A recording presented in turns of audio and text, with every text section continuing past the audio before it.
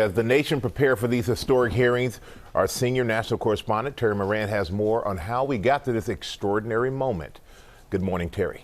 Good morning, Michael. That's right. We talked about a historic moment, and it is the fate of a president, the judgment of history on the line. But for a lot of Americans, they've heard about President Trump and Ukraine.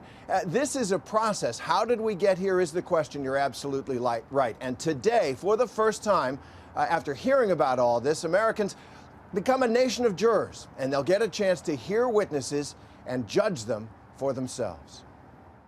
This morning, a watershed moment as the American public will watch members of Congress fire questions at two senior U.S. diplomats, key witnesses in the impeachment probe.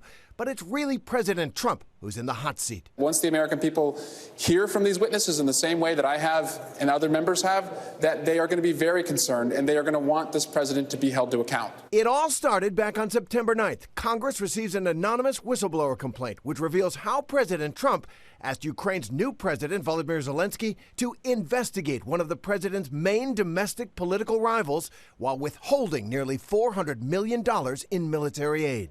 Democrats call that an abuse of power, but Trump has denied the charges from the beginning. I put no pressure on them whatsoever. I could have.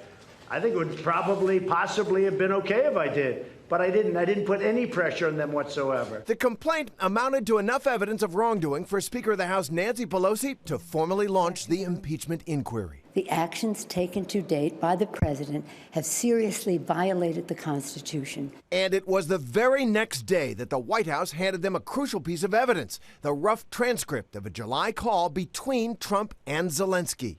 In it, Trump tells the Ukrainian leader to do us a favor, asking him to investigate Joe Biden, Trump's leading rival, as well as a debunked conspiracy theory about Ukraine meddling in the 2016 election.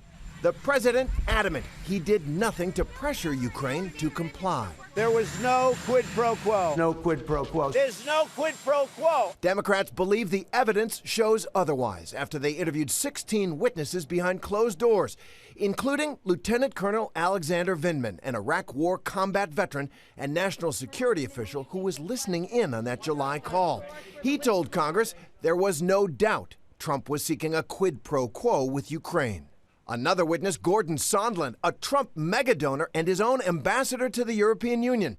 In a stunning reversal, Sondland revised his original testimony and admitted he told a Ukrainian official they would likely not receive the military aid until the country announced it would carry out the investigations Trump was demanding.